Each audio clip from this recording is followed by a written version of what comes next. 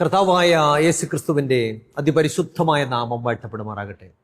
Good Samaritan ministries അവതരിപ്പിക്കുന്ന വിസ്മയ സന്ദേശത്തിൻ്റെ എല്ലാ മാന്യ പ്രേക്ഷകർക്കും വേഗം വരുന്നവനായ കർത്താവായ യേശു ക്രിസ്തുവിൻ്റെ നാമത്തിലുള്ള സ്നേഹവന്ദനം. കർത്താവിൽ പ്രിയമുള്ളവരെ, വീണ്ടും നമുക്ക് ദൈവത്തിൻ്റെ വചനവുമായിട്ട് ഒരുമിച്ച് കണ്ടുമുട്ടുവാൻ ഈ നല്ല പ്രഭാതത്തിൽ കർത്താവ് ഇടയാക്കിയതിനായിട്ട് ഞാൻ ദൈവത്തെ സ്തുതിക്കുന്നു.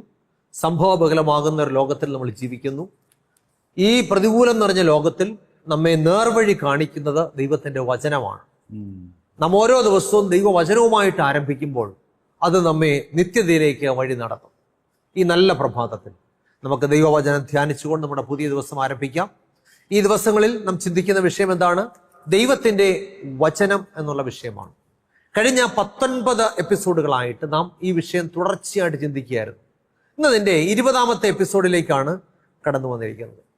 കഴിഞ്ഞ 6 എപ്പിസോഡുകളായിട്ട് ബഹുമാനമുള്ള പേരകത്ത് ചെറിയ സാറുമായിട്ട് ചേർന്ന് പല വിഷയങ്ങൾ ദൈവവചനവുമായിട്ട് ബന്ധപ്പെട്ട് നമ്മൾ ചർച്ച ചെയ്യുകയായിരുന്നു. ഇന്നും ബഹുമാനമുള്ള സാർ നമ്മുടെ മധ്യത്തിലുണ്ട്. പ്രത്യേകം ഞാൻ സ്നേഹവന്ദനം അറിയിക്കുന്നു. നമുക്ക് പ്രാർത്ഥനയോടെ ഇന്നത്തെ എപ്പിസോഡിൽ അയക്കാം. വളരെ സുപ്രധാനമായൊരു ചോദ്യം ഞാൻ അദ്ദേഹത്തോട് ചോദിക്കാൻ ആഗ്രഹിക്കുകയാണ്. ഇന്ന് എല്ലാ മതങ്ങളും ഒരുപോലെ സമ്മതിക്കുന്ന ഒരു കാര്യമാണ് മനുഷ്യൻ പാപിയാണെന്നുള്ളത്. എല്ലാ മതങ്ങളും സമ്മതിക്കുന്നു മനുഷ്യൻ പാപിയാണ്. മനുഷ്യന് പാപത്തിൽ നിന്നും ഒരു മോചനം, മോക്ഷം ആവശ്യമാണ് എന്ന് ചിന്തിക്കുന്നുണ്ട്. എല്ലാ സഭകളും പഠിപ്പിക്കുന്നു മനുഷ്യൻ പാപം വിട്ട് ജീവിക്കണമെന്ന്. അപ്പൊ പാപം എന്താണെന്ന് തിരിച്ചറിഞ്ഞാലേ പാപം വിട്ട് ജീവിക്കാൻ പറ്റത്തുള്ളൂ. അപ്പൊ ശരിക്കും പാപത്തിന് ദൈവത്തിന്റെ വചനം നൽകുന്ന നിർവചനം അല്ലെങ്കിൽ പാപം എന്താണ് എന്ന് ഒന്ന് വചനാടിസ്ഥാനത്തിൽ വിശദീകരിക്കാമോ? ശരി. അപ്പോൾ നമ്മൾ ഇന്ന് ചിന്തിക്കുന്ന ഒരു കാര്യം മാത്രമാണ്: പാപത്തെ വേദപുസ്തകം എങ്ങനെ നിർവചിക്കുന്നു.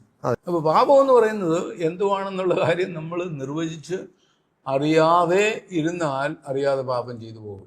അറിഞ്ഞുകൊണ്ട് ചെയ്താലും അറിയാതെ ചെയ്താലും പാപം തന്നെയാണ്. അതുകൊണ്ട് ഈ വിഷയം വാസ്തവത്തിൽ വളരെ ഗൗരവമായ ഒരു വിഷയമാണ്. അല്ലേ? പാപം എന്താണ് എന്നുള്ള കാര്യം നാം അറിഞ്ഞിരിക്കേണ്ടതാണ്. അല്ലേ? പാപം എന്ന് പറയുന്നത് എല്ലാം കൂടെ കൂട്ടിച്ചേർത്ത് ഒരു വാക്കാണ് പാപം. ഈ പാപം എന്ന് പറയുന്ന ഒരു വാക്കിൻ്റെ അടിയിൽ പലവിധമായിട്ടുള്ള പാപങ്ങൾ കിടക്കുക. അപ്പൊ ഇതെല്ലാം കൂടെ ചേർത്ത് നമ്മൾ പാപം എന്ന് പറയുന്നതേ ഉള്ളൂ. അതുകൊണ്ട് ഇതിൻ്റെ അടിയിൽ കിടക്കുന്ന കാര്യങ്ങൾ എന്താണെന്നുള്ള കാര്യം മനസ്സിലാക്കിയാൽ മാത്രമേ നമുക്ക് പാപത്തിന്റെ മുഴുവനുമായിട്ടുള്ള നിർവചനവും ധാരണയും കിട്ടത്തുള്ളൂ. ശരിയാണോ? അതെ, അത് തന്നെ. അതുകൊണ്ട് പാപത്തിനെ പറയുന്നത് ഹത്താത്ത് എന്ന് പറയും. ഹത്താത്ത് എന്ന് പറയും. ഹത്താത്ത് എന്ന് പറയുന്നത് പാപമാണ്. അതെന്തൊരു പാപമാണെന്ന് നോക്കാം. അല്ലേ? സങ്കീർത്തനം പുസ്തകം 51-ാമത്തെ അധ്യായത്തിന്റെ 4-ാമത്തെ വാക്യം വായിക്കാം. നിന്നോട് തന്നെ ഞാൻ പാപം ചെയ്തു. പാപം എന്നുള്ള വാക്കിന്റെ അവിടെ എബ്രായ ഭാഷയിൽ ഹത്താത്ത് എന്നുള്ള വാക്ക് ഉപയോഗിച്ചിരിക്കുന്നത്. അപ്പൊ അതിന്റെ അർത്ഥം എന്നാന്ന് ചോദിച്ചാല്, ഇത് നമ്മൾ ഈ അമ്പും വില്ലും ചെയ്യുന്ന ഒരു സംവിധാനമുണ്ട്. അല്ലേ? അപ്പോൾ ഒരു ടാർഗറ്റ് വെച്ചിട്ട് അമ്പ് കൊണ്ട് ഇത് ഈ അതിൻ്റെ ബുൾസായി എന്ന് പറയും, അതിനകത്ത് ഇത് അടിക്കണം കേട്ടോ. അപ്പം ദൈവം വെച്ചിരിക്കുന്ന മാനദണ്ഡ്, മനുഷ്യന് വേണ്ടി വെച്ചിരിക്കുന്ന മാനദണ്ഡ് എത്തിച്ചേരുന്നതാണ് പാപരഹിതം എന്ന് പറയുന്നത്. അത് എത്തിച്ചേരാതെ ഇരുന്നാൽ അതിനെ പാപം എന്ന് പറയാം. എന്ന് പറഞ്ഞാൽ മനുഷ്യന് അതിന് പരിമിതിയുണ്ട്. എന്ന് പറഞ്ഞാൽ നമ്മുടെ ശക്തി കൊണ്ട് ഈ വില്ല് അങ്ങോട്ട് വളച്ച്, വില്ല് എത്രയും വളയുന്നോ അത്രയും ദൂരത്തിലേ ഈ അമ്പ് പോകത്തുള്ളൂ. അല്ലേ? അപ്പൊ ഇത് മനുഷ്യന്റെ ശക്തിയിൽ ഇത് മുഴുവനും വളച്ച് ഈ അമ്പ് അങ്ങ് എത്തിക്കാനായിട്ട് എത്തുന്നില്ല. അല്ലേ? അതുകൊണ്ടാണ് ഇതിനെ എന്ത് പറയുന്നത്, ഫോൾ ഷോർട്ട് ഓഫ് എന്ന് പറഞ്ഞാൽ ഇത് അങ്ങ് ചെല്ലുന്നതിന് മുൻപേ ഇത് വീണു പോകുന്നു. അല്ലേ? അപ്പൊ ദൈവത്തിന്റെ മാനദണ്ഡിൽ മനുഷ്യൻ എത്തിച്ചേരാത്തതാണ് പാപത്തിന്റെ ഒരു നിർവചനം. അല്ലേ? അപ്പൊ ഇത് സാധിക്കുമോ? സാധിക്കും. ദൈവത്തോടു കൂടി ദൈവത്തിന്റെ പരിശുദ്ധാത്മാവ് നമ്മളിൽ വസിച്ച് നമുക്ക് ശക്തി തരുമ്പോൾ ഈ വില്ല് മുഴുവനും അങ്ങ് വളയും, ഈ അമ്പ് അങ്ങ് ചെന്ന് ചേരും. സാധിക്കാത്ത ഒരു കാര്യം ദൈവം മനുഷ്യനോട് പറഞ്ഞിട്ടില്ല. ഈ സ്ത്രീയെ പിടിച്ചുകൊണ്ട് കർത്താവായ യേശു ക്രിസ്തുവിന്റെ അടുക്ക വന്നല്ലോ. അതെ അല്ലേ? അവളോട് എന്ത് പറഞ്ഞു? പോകാ, ഇനി പാപം ചെയ്യരുത്. അതെ, പോകാ, ഇനിമേൽ പാപം ചെയ്യരുത്. അതിനകത്ത് നിന്നൊരു കാര്യം കൂടെ പറഞ്ഞു പോവാം. അവളുടെ കുഴപ്പം എന്തുവായിരുന്നു? പാപം. എന്തോ ഒരു പാപമായിരുന്നു, വ്യഭിചാരം എന്ന പാപമായിരുന്നു. അപ്പൊ അവളോട് പറയുന്നത് എന്നാണ്? പോക, ഇനിമേൽ പാപം ചെയ്യൽ, വ്യഭിചാരം ചെയ്യൽ എന്നാ പറയുന്നതിന്റെ അർത്ഥം അല്ലേ? മോഷ്ടിക്കുന്നവനാ കർത്താവിന്റെ അടുക്ക ചെല്ലുന്ന നിലയിൽ കർത്താവ് എന്ത് പറയും? പോക, ഇനിമേൽ പാപം ചെയ്യരുത്. കള്ളൻ ഇനിയും കക്കാതെ ഇരിക്കട്ടെ അല്ലേ? അപ്പം ദൈവത്തിന്റെ 4ാമത്തെ കൽപ്പന ലംഘിക്കുന്നവനാ കർത്താവിന്റെ അടുക്ക ചെല്ലുന്ന നിലയിൽ എന്തോ പറയും? പോക, നീ ഇനിമേൽ ഞായറാഴ്ച പള്ളി പോകരുത്, ശനിയാഴ്ച പള്ളി പോകണമെന്ന് പറഞ്ഞുവിടും. എന്നാ ഞാൻ മനസ്സിലാക്കുന്നത് അല്ലേ? ഒരു മാനദണ്ഡം മാത്രമല്ലേ ഉള്ളൂ ദൈവത്തിന്. അതുകൊണ്ട് ദൈവത്തിന്റെ മാനദണ്ഡിൽ എത്താതെ പോകുന്നതാണ് പാപം എന്ന് ഒരു നിർവചനം. ഇനി മറ്റൊരു കാര്യം, ഈ പാപത്തിനെ തന്നെ ഇംഗ്ലീഷ് ഭാഷയിൽ സിൻ എന്ന് പറയുന്നു. മറ്റൊരു വാക്ക് ഉപയോഗിച്ചിരിക്കുന്നു, ഇന്നിക്വിറ്റി. ഇന്നിക്വിറ്റി എന്ന് പറഞ്ഞാൽ അത് അകൃത്യം, പാപം എന്നാണ് അതിന്റെ അർത്ഥം അല്ലേ? അപ്പോഴ് ഉൽപ്പത്തി പുസ്തകം 15:16 4ാം തലമുറക്കാർ ഇവിടേക്ക് മടങ്ങി വരും. അമ്മോര്യരുടെ അക്രമം അമ്മോന്യരുടെ അക്രമം. അതെന്താ പാപം എന്ന് പറയാത്ത എന്താ? അപ്പം പാപത്തിന് മറ്റൊരു നിർവചനമുണ്ട്, എന്നാൽ മറ്റൊരു വിധത്തിലുള്ള പാപമാണ്. അതുകൊണ്ടാണ് ഇതിനെ അക്രമം എന്ന് പറഞ്ഞിരിക്കുന്നത്. അക്രമം പാപമാണ് അല്ലേ? അവരുടെ പാപം എന്തുവായിരുന്നു? അവരുടെ പാപം എന്ന് പറയുന്നത് വിഗ്രഹാരാധനയും വ്യഭിചാരവും അങ്ങനെ കഴിഞ്ഞിരുന്ന ഒരു സ്ഥലമായിരുന്നു അല്ലേ? അപ്പൊ അവരുടെ അക്രമം എന്നുള്ള വാക്ക് കൊടുത്തിരിക്കുന്നു, അതും പാപമാണ് അല്ലേ? അതിനെന്തു WON എന്ന് പറയുന്നു. അത് കഴിഞ്ഞിട്ട് സ്പേസ്, WON എന്നാണ് മൂലഭാഷയിലെ അർത്ഥം. ഓക്കെ, അടുത്ത് നോക്കാം. 3ാമത്തെ നിർവചനം എന്താണ്? യെശയ്യാ പ്രവചനം 1:2 വായിക്കണം. ആകാശമേ കേൾക്കാം, ഭൂമിയെ ചെവി തരിക. യഹോവ അരുളി ചെയ്യുന്നു, ഞാൻ മക്കളെ പോറ്റി വളർത്തി, അവരോ എന്നോട് മത്സരിക്കുന്നു. ദൈവത്തോടുള്ള മത്സരം എന്താണ്? പാപമാണ്. ദൈവത്തിന്റെ ന്യായപ്രമാണങ്ങൾക്കും കൽപ്പനകൾക്കും മനുഷ്യൻ തന്നെത്താനെ ഏൽപ്പിച്ചു കൊടുത്ത് ജീവിക്കാൻ അവൻ മനസ്സ് വെക്കുന്നില്ല. അത് പാപമാണെന്നാണ് പറയുന്നതിന്റെ അർത്ഥം. അപ്പം എന്താണ്? നമ്മൾ പാപത്തിന്റെ പല മുഖങ്ങളാണ് കാണുന്നത്. പല രീതിയിലാണ് ഈ പാപം മനുഷ്യനെ സമീപിക്കുന്നത് അല്ലേ? ആ കാര്യമാണ് നമ്മൾ മനസ്സിലാക്കുക. കീഴ്പ്പെടുന്നില്ല. വേറൊരു വാക്യം കൂടെ വായിക്കാം. റോമർക്ക് എഴുതിയ ലേഖനം 8ാമത്തെ അധ്യായത്തിന്റെ 7ാമത്തെ വാക്യം. ജഡത്തിന്റെ ചിന്ത ദൈവത്തോട് ശത്രുത്വമാകുന്നു. അത് ദൈവത്തിന്റെ ന്യായപ്രമാണത്തിന് കീഴ്പ്പെടുന്നില്ല. കീഴ്പ്പെടുന്നില്ല എന്നുള്ളതാണ് ആ വാക്കിന്റെ അവിടെ നമ്മൾ ശ്രദ്ധിക്കുന്ന കാര്യം. ദൈവത്തിന്റെ ന്യായപ്രമാണത്തിന് കീഴ്പ്പെടുന്നില്ല. ഇന്ന് പ്രസംഗിക്കുന്ന ആള് സ്റ്റേജിൽ കയറിയുന്ന മില്യൺസ് ഓഫ് ആളുകളോട് സംസാരിക്കുകയാണ്. എന്താ സംസാരിക്കുന്നത്? ന്യായപ്രമാണം മാറിപ്പോയി, അതനുസരിക്കേണ്ട കാര്യമില്ല, ഇന്ന് കൃപയാണ് എന്ന് പറയുന്നത് എന്തുമാത്രം ദോഷമാണ് ഈ സമൂഹത്തോട് ചെയ്യുന്നതാണ് അല്ലേ? അതാണ്. അപ്പൊ ദൈവത്തിന്റെ ന്യായപ്രമാണത്തിന് കീഴ്പ്പെടാത്തത് എന്താണ്? പാപമാണ്. യെശയ്യാ പ്രവചനം 57:20. ഇത് വളരെ നമ്മൾ അറിഞ്ഞിരിക്കേണ്ട ഒരു കാര്യം. ദുഷ്ടന്മാരോ കലങ്ങി മറിയുന്ന കടൽ പോലെയാകുന്നു, അതിന് അടങ്ങിയിരിക്കാൻ കഴിയുകയില്ല. അപ്പൊ അവിടെ എന്താണെന്നറിയാമോ? എന്ത് മനസ്സിലാക്കി അവിടെ? ദുഷ്ടന്മാർ കലങ്ങി മറിയുന്ന കടൽ പോലെയാകുന്നു. അപ്പൊ എന്താണ്? ഈ ഹൃദയത്തിൽ കാര്യങ്ങൾ വരുമ്പോൾ ഇവന് സമാധാനമില്ലാതെ വലിയ ആന്തോളനം ഇവന്റെ മനസ്സിൽ. ഇതങ്ങ് കലങ്ങി മറിയുകയാണ് അല്ലേ? അങ്ങനെ ആളുകൾ തോന്നുന്നു പോയി ആത്മഹത്യയൊക്കെ ചെയ്തു കളയുന്നു അല്ലേ? അങ്ങനെ കലങ്ങി മറിയുന്ന ഒരു ഹൃദയ അവസ്ഥ എന്താണ്? പാപം അവസ്ഥയാണ്. കാര്യം എന്താണെന്ന് അറിയാമോ? ഈ മനുഷ്യൻ ദൈവത്തിൽ ആശ്രയിക്കുന്നില്ല. അപ്പൊ എന്താണ് ഈ നിർവചനത്തിന്റെ അടിസ്ഥാനത്തിൽ പാപം എന്താണ്? ദൈവത്തിൽ ആശ്രയിക്കാത്തത് പാപമാണ്. കർത്താവായ യേശുക്രിസ്തു എന്ത് പറഞ്ഞു? 1 യോഹന്നാന്റെ സുവിശേഷം 14:1 വായിക്കണം. നിങ്ങളുടെ ഹൃദയം കലങ്ങിപ്പോകരുത്. കലങ്ങിപ്പോകരുതെന്ന് പറഞ്ഞാൽ അതിന്റെ അർത്ഥം എന്നാണ്? ഇതാണ് പാപം. ഹൃദയം കലങ്ങുന്നതാണ് പാപം. അപ്പം നമ്മൾ എന്തുമാത്രം ഈ മനുഷ്യൻ വിഗ്രഹാരാധന ചെയ്യുന്നില്ല, ഈ മനുഷ്യൻ കള്ളം പറയുന്നില്ല എന്നിരിക്കട്ടെ, ഇവൻ വ്യഭിചാരം ചെയ്യുന്നില്ല, ഇവൻ മോഷ്ടിക്കുന്നു, ഇതൊന്നും ചെയ്യുന്നില്ല, പക്ഷെ നിറയെ ഭാവിയ. എങ്ങനെയാ ഭാവിയ എന്ന് പറ? ഹൃദയം കലങ്ങുന്നു. ഹൃദയം കലങ്ങുന്നു എന്ന് പറഞ്ഞാൽ ദൈവത്തിൽ ആശ്രയിക്കാത്തത് പാപം. പാപത്തിന് പല നിർവചനങ്ങളും ഉണ്ടെന്ന് കണ്ടു. അപ്പൊ നമ്മൾ വെറുതെ ഇരുന്ന് ഈ ചിന്തിച്ച് തലപുകഞ്ഞ് നശിക്കുന്നത് എന്താണ്? പാപമാണ്. ഇവൻ പാപമാണെന്ന് മനസ്സിലാക്കുന്നില്ല. അതുകൊണ്ട് പാപത്തിന്റെ എല്ലാ മുഖവും മനുഷ്യൻ കണ്ട് മനസ്സിലാക്കിയെങ്കിൽ മാത്രമേ ഇനിമേൽ പാപം ചെയ്യരുത്. അങ്ങനെ ഹൃദയം കലങ്ങി മറിയുന്ന ഒരു മനുഷ്യനാണ് കർത്താവായ യേശുക്രിസ്തുവിന്റെ അടുക്കൽ ചെല്ലുന്നില്ല. അവനോട് എന്ത് പറയും? സ്ത്രീയോട് പറഞ്ഞു, നീ പോയി വ്യഭിചാരം ചെയ്യില്ല. ഇവന് കലങ്ങി മറിയുന്ന ഹൃദയമാണെങ്കിൽ അവനോട് എന്ത് പറയും? സമാധാനത്തോടെ നീ പോക എന്ന് പറയും. പുതിയ നിയമത്തില് പാപത്തിന് വ്യത്യാസം വല്ലതും ഉണ്ടോ? അല്ലേ? പഴയ നിയമത്തിൽ പാപമായിരുന്നതൊക്കെയും പുതിയ നിയമത്തിൽ പാപം തന്നെയാണ്. അത് തന്നെ. പുതിയൊരു പാപം എന്ന് പറയുന്ന കാര്യം ഇല്ല. വേറൊരു രക്ഷിതാവും ഇല്ല. അല്ലേ? അത് നമ്മൾ മനസ്സിലാക്കിയിരിക്കുന്ന ഒരു കാര്യമാണ്. റോമർക്ക് എഴുതിയ ലേഖനം 5-ാമത്തെ അധ്യായത്തിന്റെ 12-ാമത്തെ വാക്യം വായിക്കാം. അതുകൊണ്ട് ഏക മനുഷ്യനാൽ പാപവും പാപത്താൽ മരണവും. അവിടെ പാപം എന്ന് പറയുന്നത് ഗ്രീക്കിലാണ് എഴുതിയിരിക്കുന്നത്. അതിന്റെ ആ വാക്ക് ഹമാർത്തിയ എന്നാണ്. ഏക മനുഷ്യനാൽ പാപം. ഈ പാപത്തിന്റെ സ്വഭാവം എന്താണെന്ന് അറിയാമോ? ഈ പാപത്തിന്റെ സ്വഭാവം എന്ന് പറയുന്നത് ഡെലിബറേറ്റ് സിൻ എന്ന് പറയാം. ആദാം എന്ത് ചെയ്തു? ദൈവം പറഞ്ഞത് അറിയാം, തിന്നരുത്. അറിവില്ലായ്മയുടെ പാപം അല്ലിത് അല്ല. ഇവൻ അറിയാം, അറിഞ്ഞിട്ടും ദൈവ നിയമത്തെയും കൽപ്പനകളെയും ലംഘിച്ച് എന്ത് ചെയ്യുന്നു? അവന് സ്വന്തം അഭിപ്രായത്തിലുള്ള കാര്യങ്ങൾ ചെയ്യുന്നു. അതിനെ എന്താണ് പറയുന്നത്? പാപം. അപ്പൊ പാപത്തിന് പല മുഖങ്ങളുണ്ടോ? ഉണ്ട്. അത് ഭയങ്കര ചതിവല്ലേ? ഇത് മനുഷ്യൻ മനസ്സിലാക്കുന്നില്ല.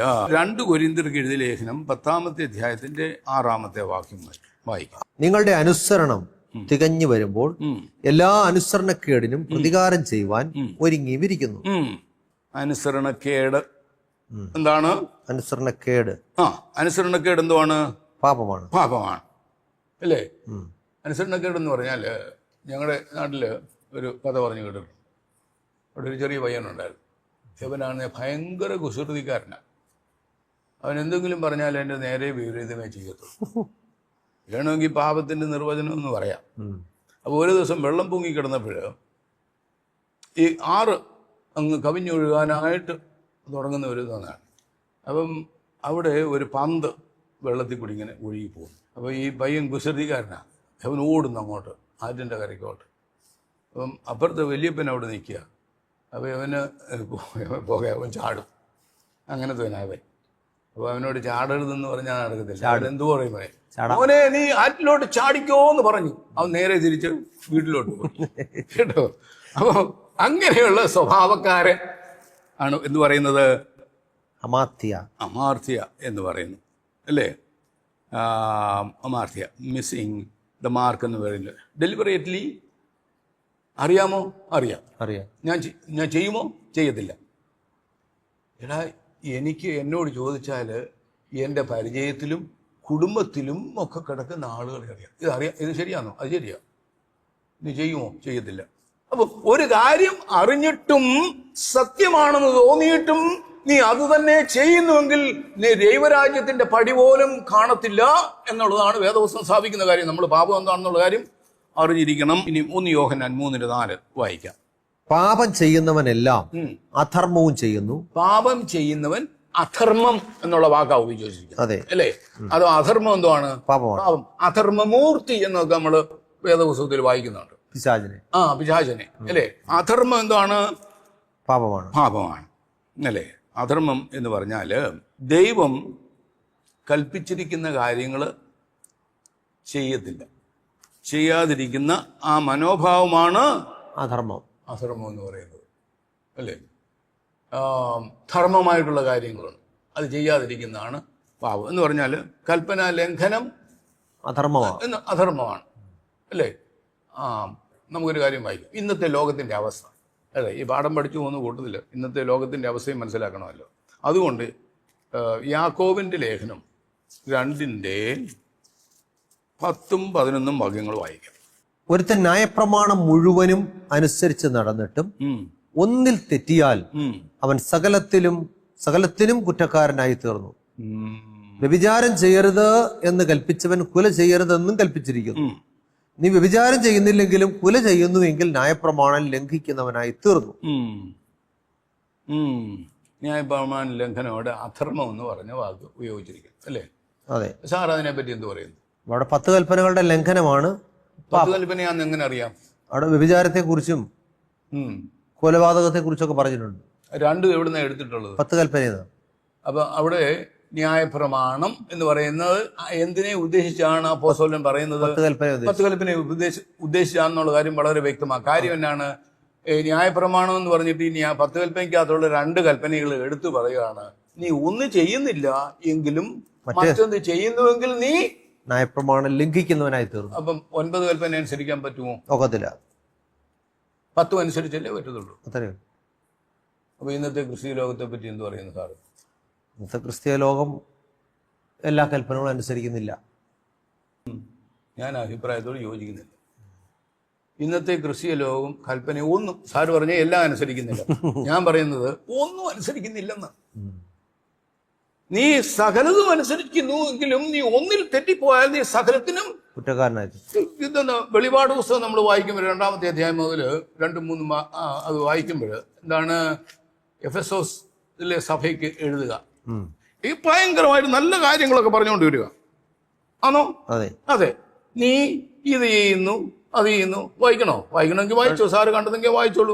വെളിപ്പാട് പ്രവചനം 2-ാം അധ്യായം. എഫെസോസിലെ സഭയുടെ ദൂതൻ എഴുതുക, 7 നക്ഷത്രം വലങ്കയിൽ പിടിച്ചും കൊണ്ട് 7 പൊൻ നിലവിളക്കുകളുടെ നടുവിൽ നടക്കുന്നവൻ അരുളി ചെയ്യുന്നത്, ഞാൻ നിന്റെ പ്രവൃത്തിയും പ്രയത്നവും സഹിഷ്ണുതയും കൊളരുതാത്തവരെ നിനക്ക് സഹിച്ചുകൂടാത്തതും അപ്പോസ്തലന്മാരല്ലാതിരിക്കെ തങ്ങൾ അപ്പോസ്തലന്മാർ എന്ന് പറയുന്നവരെ നീ പരീക്ഷിച്ച് കള്ളന്മാർ എന്ന് കണ്ടതും നിനക്ക് സഹിഷ്ണുതയുള്ളതും എന്റെ നാമനിമിത്തം നീ സഹിച്ചതും തളർന്നു പോകാഞ്ഞതും ഞാൻ അറിയുന്നു.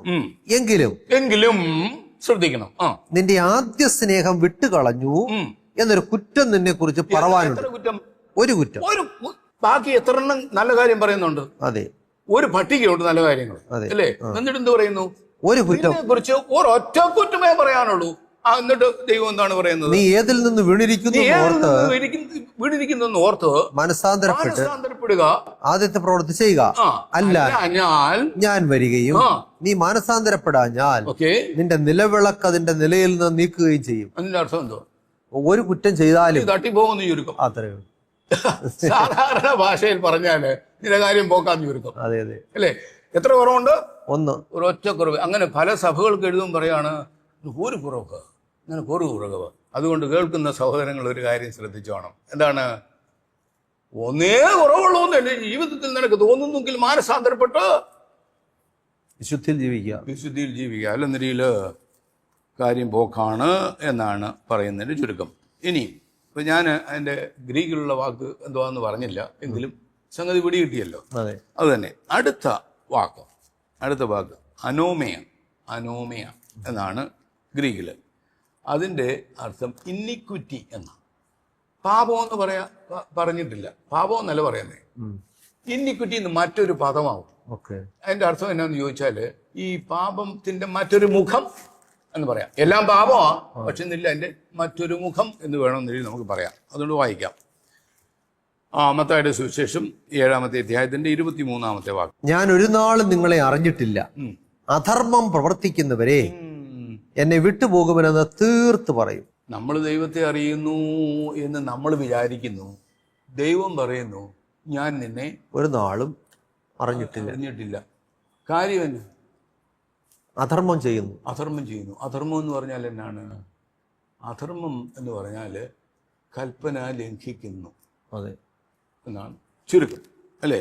അതെ. അപ്പം ഇവര് താഴോട്ട് നമ്മൾ വായിക്കുമ്പോൾ അവിടെ പറയാണ്, കർത്താവേ കർത്താവേ അങ്ങയുടെ നാമത്തിൽ ഞങ്ങൾ ഭൂതങ്ങളെ പുറത്താക്കി അങ്ങയുടെ നാമത്തിൽ ഞങ്ങൾ പ്രവചിക്കുകയും വലിയ വീര്യപ്രവൃത്തികളൊക്കെയും ചെയ്തു എന്ന് പലരും ആ നാളിൽ എന്നോട് പറയും. അന്ന് ഞാൻ അവരോട് അധർമ്മം പ്രവർത്തിക്കുന്നവരെ എന്നെ വിട്ടുപോകും. അപ്പൊ ഈ കാര്യങ്ങളൊക്കെ ചെയ്യുന്നതിലല്ല അല്ല നിനക്കൊരു കുറവുണ്ട്. അതെ. എന്താണ്? നീ അധർമ്മം പ്രവർത്തിക്കുന്നു, നീ കൽപ്പനാ ലംഘിയായി ജീവിക്കുന്നു. ഇന്നത്തെ സുവിശേഷവും വേദപുസ്തകവുമായിട്ട് യാതൊരു ബന്ധവും ഇല്ല എന്ന് തീർത്ത് പറയേണ്ടിയിരിക്കുന്നു. സോറി, ഇന്നത്തെ ക്രിസ്ത്യാനിത്വവും വേദപുസ്തകവുമായിട്ട് ബന്ധമില്ലാതെ പോകുന്നു. എന്താണ്? എല്ലാം ഉപേക്ഷിക്കുന്നത് കൊണ്ടല്ല, ചിലത് അങ്ങോട്ട് വിട്ടുകളയാം. അതെ. ഈ പുസ്തകത്തിൽ നിന്നും എന്ന് പറഞ്ഞാൽ നമ്മൾ ബഫേക്ക് പോകുന്നു അല്ലേ? ബഫേ എന്ന് പറയും. ബഫേക്ക് അവിടെ ഒത്തിരി കാര്യങ്ങളുണ്ട്. ഇതെനിക്ക് ഇഷ്ടമില്ല, അതുകൊണ്ട് അത് ഞാൻ എടുക്കുന്നില്ല. ഇഷ്ടമുള്ളതൊക്കെ എടുത്ത് അത് വേദപുസ്തകം എന്ന് പറയുന്ന ഈ ഒരു പദ്ധതി അല്ലെന്ന് ചുരുക്കം. അതെ. ഇവിടോട്ട് വരുമ്പോൾ ഇതെല്ലാം എടുക്കണം. അവിടെ കർത്താവായ യേശു ക്രിസ്തു എന്ത് പറയുന്നു? മനുഷ്യൻ അപ്പം കൊണ്ട് പറഞ്ഞോളൂ മാത്രമല്ല ദൈവത്തിന്റെ വായിൽ നിന്ന് വരുന്ന സകല വചനം കൊണ്ട് ജീവിക്കുന്നു. സകല വചനം കൊണ്ടേ ജീവിക്കാൻ പറ്റത്തുള്ളൂ. ഏത് ജീവനെ പറ്റിയാണ് പറയുന്നത്? ഈ ലോകത്തിലെ ജീവിതവും നിത്യ ലോകത്തിലുള്ള ജീവിതത്തെ പറ്റിയാണ് പറയുന്നത്. എന്താണ്? മനുഷ്യൻ അപ്പം കൊണ്ട് മാത്രമല്ല, ഇന്നത്തെ മനുഷ്യത്വം എന്ന് പറയുന്നത് അപ്പത്തിന് വേണ്ടി സമർപ്പിക്കപ്പെട്ടിരിക്കുന്ന ഒരു ജീവിതമാണ്. എങ്കിൽ നീ വഴിമാറിക്കോണം എന്നാ പറയുന്നതിന്റെ അർത്ഥം അല്ലേ? അപ്പൊ ഇതിനകത്ത് ഒന്നും നീക്കിക്കളയാൻ എന്തൊക്കെണ്ണം സാധ്യമല്ല അല്ലേ? എന്ത് മനസ്സിലാക്കി? പാപം എന്ന് പറയുന്നത് ഇറ്റ്സ് എ കളക്റ്റീവ് നെയിം എന്ന് പറയാം. It's A collective name for so many other things അല്ലേ? നേരെ പറയാം, കലങ്ങി മറിയുന്ന ഹൃദയമാണെങ്കിൽ നീ ആരാണ്? നീ പാപിയാണ്. കാര്യം എന്താണ്? നീ ദൈവത്തിൽ ആശ്രയിക്കുന്നില്ല അല്ലേ? അതുകൊണ്ട് മനുഷ്യ ജീവിതം എന്ന് പറയുന്നത് വളരെ ശ്രദ്ധിച്ച് ജീവിക്കേണ്ടി വരികയാണ്. ഇതെന്നാണ് ചോദിച്ചാൽ, ഓരോ മനുഷ്യനും ദൈവമേ അവിടുന്ന് എന്നെ ശോധന ചെയ്ത് അല്ലേ? പറഞ്ഞോളൂ. യഹോവേ നീ എന്നെ ശോധന ചെയ്ത് അറിഞ്ഞിരിക്കുന്നു, ഞാൻ ഇരിക്കുന്നതും എഴുന്നേൽക്കുന്നതും അങ്ങ് അറിയുന്നു. അപ്പൊ ഈ ദൈവത്തിന്റെ സന്നിധിയിൽ പോയിട്ട് ചോദിക്കണം, കർത്താവേ എന്തൊരു കുറവാണ് എനിക്കുള്ളത് എന്ന് ചോദിക്കുമ്പം ദൈവത്തിന്റെ പരിശുദ്ധാത്മാവ് ഇത് മനുഷ്യന് വെളിപ്പെടുത്തി തരും. അതെ. അപ്പം അത് വെളിപ്പെടുത്തി കണ്ടു കഴിയുമ്പോൾ നീ മറുതലിച്ച് നിൽക്കുന്നുവെങ്കിൽ നഷ്ടപ്പെട്ടു പോകും അല്ലേ? ഈ ജനം മത്സരിക്കുന്ന ജനം അല്ലേ?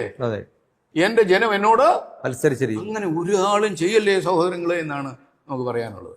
അതന്നെ. കർത്താവിൽ പ്രിയമുള്ളവരെ, നമ്മൾ കേട്ടത് ദൈവത്തിന്റെ മാറ്റമില്ലാത്ത തിരുവചനത്തിൽ നിന്ന് പാപം എന്താണെന്നാണ്.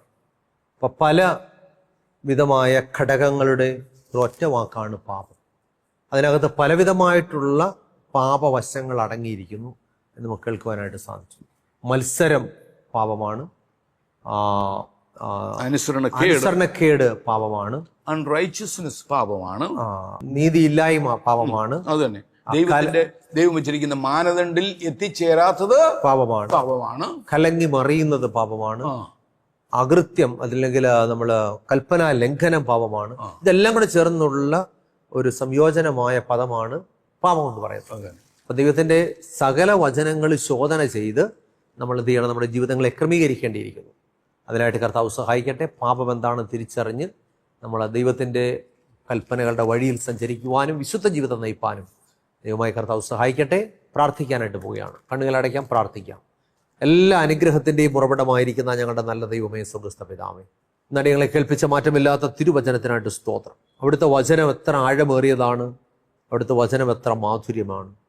കർത്താവേ, വചനത്തിന്റെ ആഴങ്ങളെ ഗ്രഹിപ്പാനുള്ള കൃപ അടിയങ്ങൾക്ക് നൽകണമേ. തിരുവചനത്താൽ നടികളെ നിറച്ചതിനായിട്ട് സ്തോത്രം. പാപം എന്താണെന്ന് തിരിച്ചറിയുവാനും പാപത്തിന്റെ വഴികളെ വിട്ടിട്ട് വിശുദ്ധിയുടെ വഴിയിൽ സഞ്ചരിപ്പാനും അവിടുന്ന് നടികളെ സഹായിക്കണമേ. വചന ശുശ്രൂഷിച്ചദാസനെ സമർപ്പിക്കുന്നു.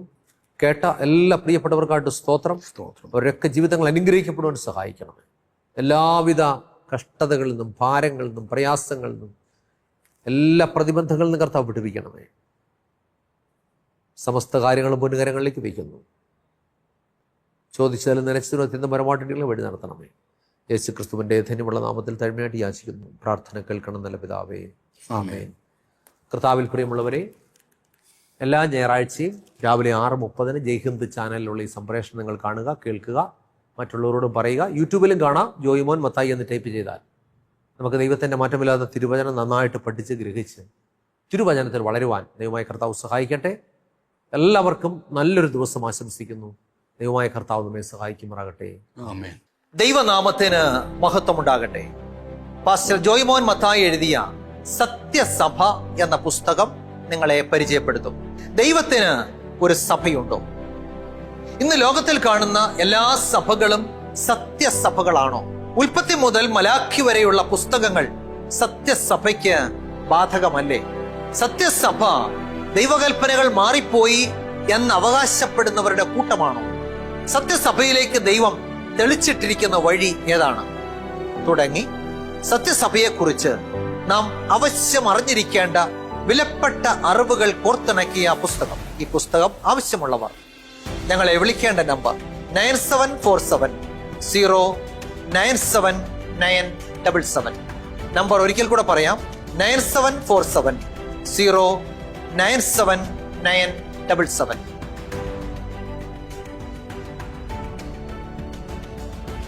ശ്രീ പേരകത്ത് ചെറിയാൻ സ്കറിയ എഴുതിയ ഒരു ഉത്തമ ഗ്രന്ഥം നിങ്ങളെ പരിചയപ്പെടുത്തുന്നു. ഇത് തിരുവചന സത്യം. ക്രൈസ്തവ ലോകത്ത് പരക്കെ പ്രചരിക്കുന്ന അബദ്ധ ഉപദേശങ്ങളും സംശയങ്ങളും വചനാടിസ്ഥാനത്തിൽ ദൂരീകരിക്കുന്ന ഗ്രന്ഥമാണിത്.